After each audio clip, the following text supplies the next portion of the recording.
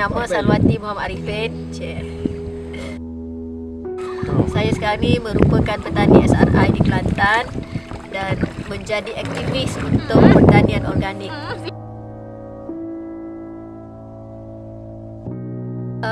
Berkaitan dengan agrotourism, Kelantan sebenarnya mempunyai pelbagai sumber untuk pelancongan, ya, kerana negeri Kelantan terkenal sebagai negeri yang mempunyai pelbagai budaya, dan kita dikenali sebagai Kelantan kota budaya pada satu ketika.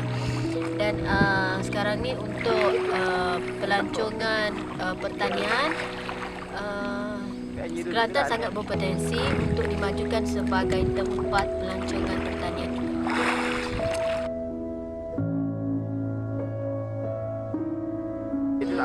Untuk agrotourism, aktiviti yang boleh kita ketengahkan adalah bagaimana kita cuba memperkenalkan jenis penanaman menggunakan kaedah organik ataupun menggunakan sumber semula jadi untuk pertanian. Dan saya rasa pertanian organik ini akan menjadi satu sumber untuk pelancongan pertanian, kerana petani-petani organik dia lebih kreatif, ya, bagaimana menggunakan sumber dan menjanakan persekitaran yang lestari lah kepada alam sekitar. Jadi ini merupakan satu tarikan yang selalunya diminati oleh pelancong-pelancong luar. Kepada aspek jenis pertanian, kita boleh tengok padi ataupun tanaman sayur-sayuran ataupun tanaman kontan yang kita boleh jadikan sumber kepada pelancongan. Okey, dan sekarang kalau dilihat dari sudut teknik penanaman untuk pertanian ni, pelbagai teknik yang diterapkan kepada petani-petani. Maknanya petani sekarang ni dah mula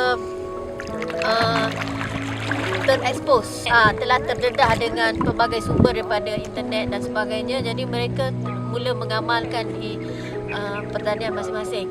Jadi ini satu industri yang kita boleh kembangkan di kalangan generasi muda untuk menambah lagi punya pendapatan, ya, dengan dipelbagaikan kaedah penanaman.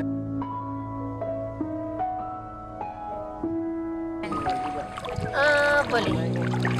Okey, pada pandangan saya memang agrotourism boleh berjaya di Kelantan dengan kita merapatkan jurang di antara petani-petani biasa dengan agensi-agensi yang berkaitan ataupun dengan bantuan daripada badan bukan kerajaan, NGO yang ada di seluruh Malaysia ataupun di dunia untuk sama-sama bangunkan pertanian sebagai satu sumber pelancong. Antara cabaran yang kita lihat, ya, untuk agrotourism di Kelantan adalah pendedahan petani terhadap kepentingan agrotourism itu sendiri. Ya, mereka kebanyakannya petani-petani biasa yang tidak pernah ataupun tidak pernah keluar daripada tempat sendiri untuk meneroka suatu benda yang baru di luar. Jadi bagi mereka yang sudah terdedah dengan pertanian, sama ada mereka pernah pergi melancong ataupun mereka pernah pergi lawatan-lawatan yang dianjurkan oleh agensi dan sebagainya, mereka lebih terdedah. Dan mereka yang lebih terdedah ini lebih mudah untuk menerima program agrotourism di tempat mereka. Sekarang ni ramai yang tak tahu macam mana bahan makanan itu didatangkan kepada mereka, kan. Kebanyakan anak-anak hari ini memang pokok padi pun dia tak kenal, ya. Satu contoh yang jelas, mereka tidak kenal pokok beras. Dia hanya tahu makan nasi, dia tahu itu beras, tetapi dia tak pernah kenal pokok beras. Sehingga dalam satu program yang kita pernah sertai, dia tanya, ini pokok apa? Dia bertukar antara pokok padi dengan pokok serai. Bila maknanya anak-anak hari ini sudah tidak kenal, ya, tidak kenal sumber makanan mereka sendiri. Jadi dengan adanya agrotourism ini boleh memberi satu peluang kepada anak-anak untuk belajar dan untuk mengenali dari mana sumber makanan, bagaimana makanan itu boleh sampai kepada mereka, bagaimana makanan yang nak sampai kepada mereka itu diproses melalui proses yang bagaimana. Ini kita boleh bawa mereka untuk mereka lebih dekat dengan alam pertanian dan mencintai alam itu sendiri, kerana alamlah yang memberi makan kepada mereka.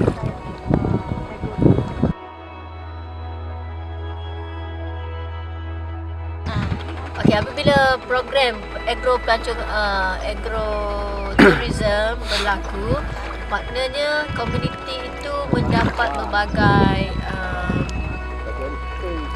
manfaatnya. Pertamanya, manfaat dari sudut komuniti dapat memberi peluang ekonomi yang lebih kepada komuniti, ya. Satunya dengan pembangunan kawasan itu sebagai satu tempat untuk pelatihan, pelancongan dan sebagainya, membuka ruang kepada komuniti untuk menjana lebih ekonomi.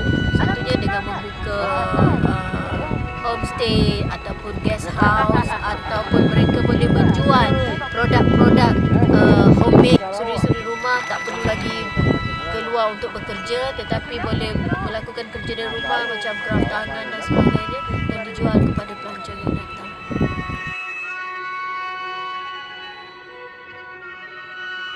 Satu lagi, petani perlu diberi pelatihan untuk berkomunikasi dalam bahasa Inggeris. Itu penting, kerana petani di Kelantan kebanyakan mereka tidak boleh berbahasa Inggeris.